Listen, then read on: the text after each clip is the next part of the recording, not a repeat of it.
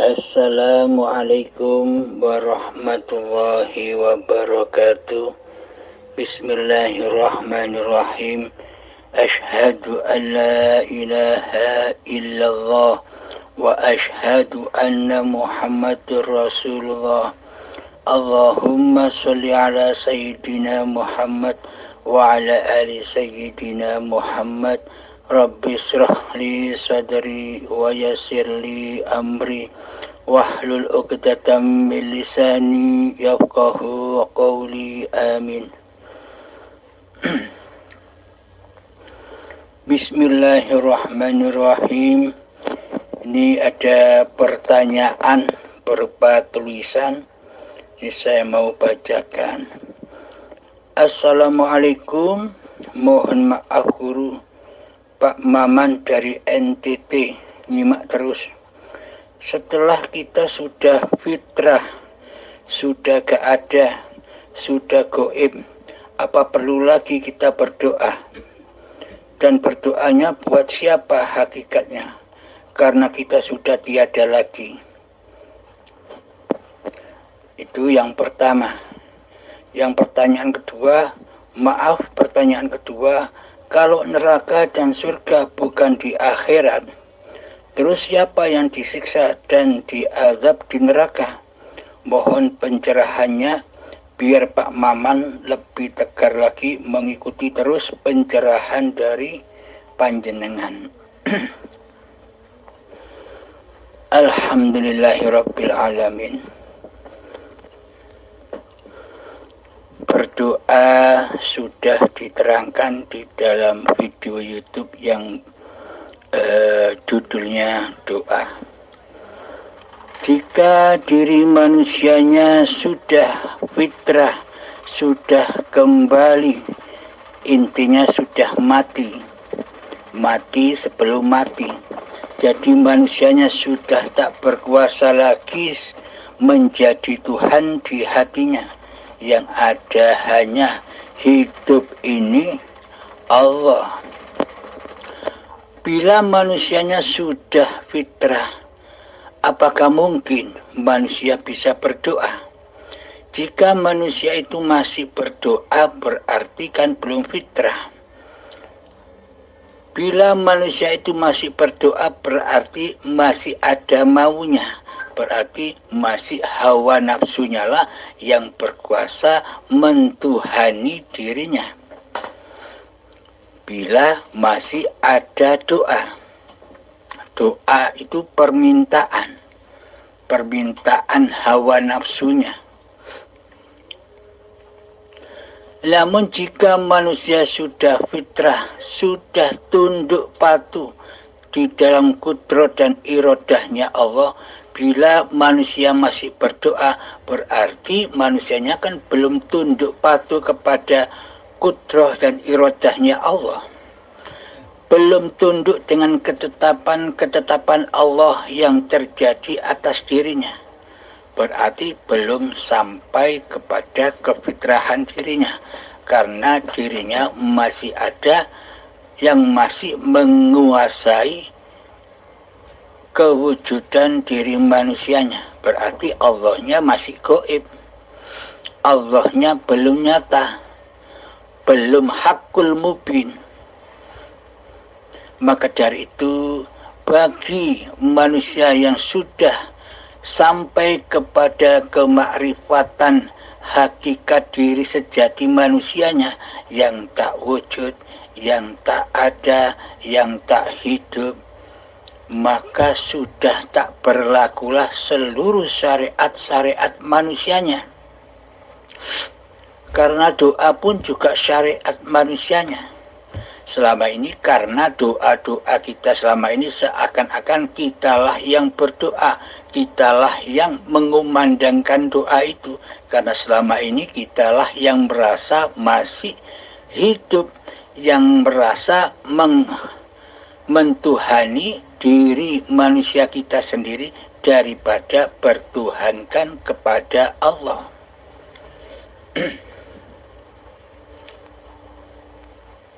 Alhamdulillahirabbil alamin. Jika sudah sampai manusia ke dalam kefitrahannya, sudah tak mampu lagi berdoa, tak mampu lagi bersyariat.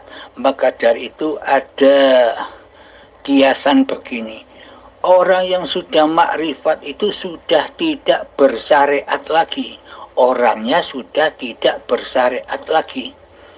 Ini banyak asumsi-asumsi yang menjelek-jelekan orang-orang yang makrifat, yang mana meninggalkan syariat-syariat Islam. Yang dimaksud di sini orang makrifat sudah meninggalkan seluruh syariat-syariat manusianya. Maksudnya jadi berlakunya syariat-syariat pada diri manusianya itu sudah tidak diakui bahwa manusianya lah yang bersyariat.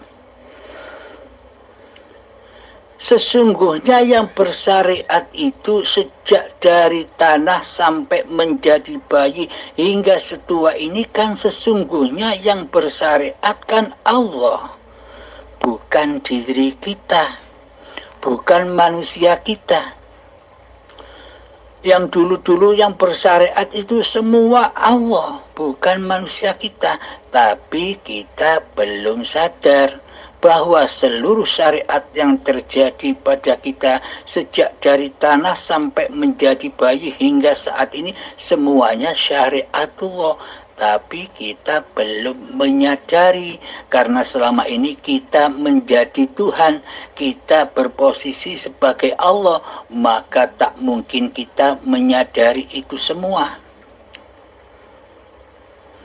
Karena selama ini kita masih mengaku-ngaku diri kita lah yang hidup, badan ini milik kita, maka seolah-olah kitalah yang bersyariat di dalamnya.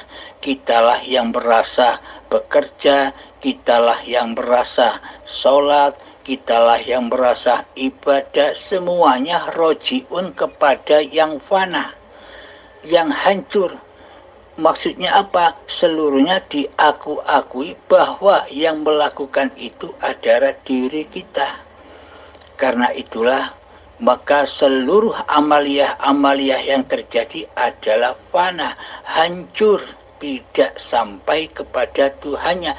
Karena yang jadi Tuhan di hatinya adalah diri kita sendiri, hawa nafsu kita sendiri selama ini.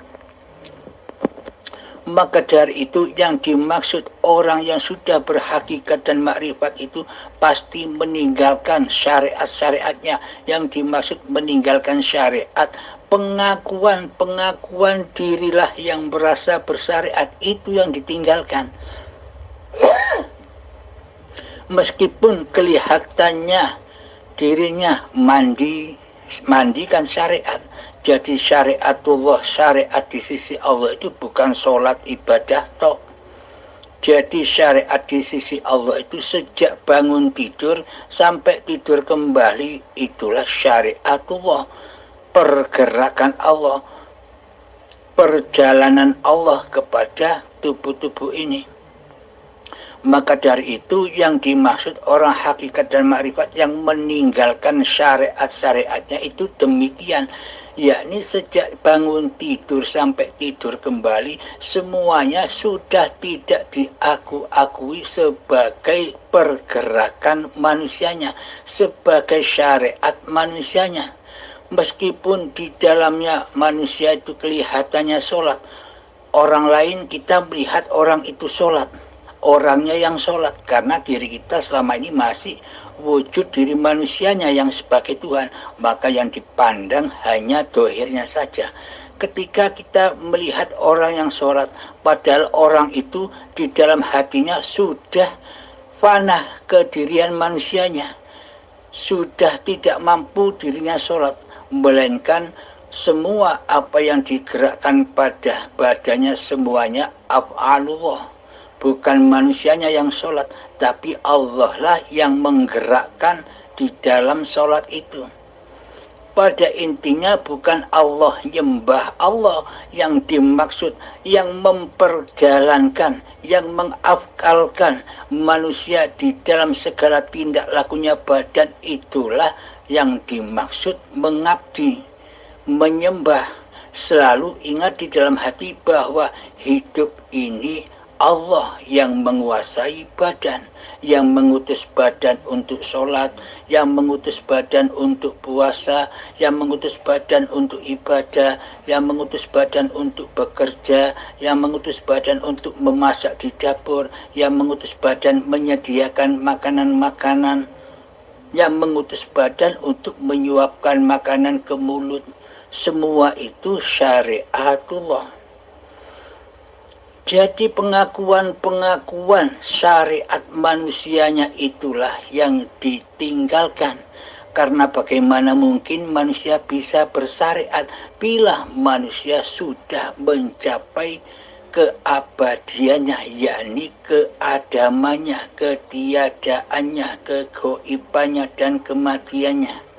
Berarti selama ini sejak dari tanah sampai setua ini berarti kan semuanya Allah yang bersyariat.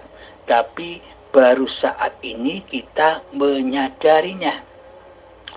Bila dulu-dulunya seakan-akan kita yang berbuat kemaksiatan, bila dulu-dulunya kita merasa kitalah yang berbuat ketaatan, bila sekarang kita sudah menyadari bahwa hidup ini Allah sejak dari tanah terciptanya cikal bakal badan ini hingga jadi bayi sampai setua ini, bila semua yang berlaku, yang membimbing, yang mengiringi manusia hanyalah Allah, berarti apakah manusia punya dosa?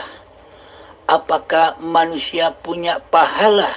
Sementara manusianya tidak berlaku apa-apa. Inilah yang dimaksud alam hisab, alam perhitungan. Ketika bila kita sudah menyadari jika hidup ini Allah, berarti yang disiksa selama ini siapa? Yang hatinya disiksa, dipanasi oleh kebiarnya dunia, dibelenggu dunia, berlomba-lomba, panas untuk mencari dunia, persaingan dunia. Itulah yang dimaksud api-api neraka. Api-api yang tak berasap, yang ada di dalam hati, yang keras melebihi kerasnya batu. Itulah bahan api neraka, yakni ketika masih ada badan-badan manusia dan hati yang keras melebihi kerasnya batu, itulah saat itulah neraka sudah menyala-nyala. Bagi manusia yang belum mengenal Allah, pasti di dalam hatinya sifat fahsya wal mungkar sudah merajalela. Contoh, ketika sholat pun kelihatannya kita ibadah di sisi manusia sebelum kita mengenal Allah. Akan tetapi di sisi Allah, realita hati kita selama ini yang ibadah siapa? Kita apa Allah yang menggerakkan, yang menguasai di dalam sholat dan ibadah kita? Kita apa Allah yang mempergerakkan perjalanan-perjalanan di dalam sholat dan ibadah ini? Selama ini kan kita yang merasa menjadi Tuhannya. Karena itulah sifat-sifat yang mengharap kehormatan, mengharap kemuliaan, mengharap pahala, mengharap surga, itulah semua api-api yang tak berasap yang ada di dalam hati. Pasti di dalam hati kita selama ini penuh dengan rasa iri, dengki, ria, ujub, sombong, dendam. Itulah api-api yang memanaskan hati kita selama ini. Ketika didatangkan oleh Allah dengan keadaan-keadaan yang tidak menyenangkan hati kita, yang tidak sesuai dengan hawa nafsu kita, kita marah. Hati kita panas. Itulah yang dimaksud neraka di sisi Allah. Jadi disiksa hatinya, disiksa dengan api-api yang tak berasap.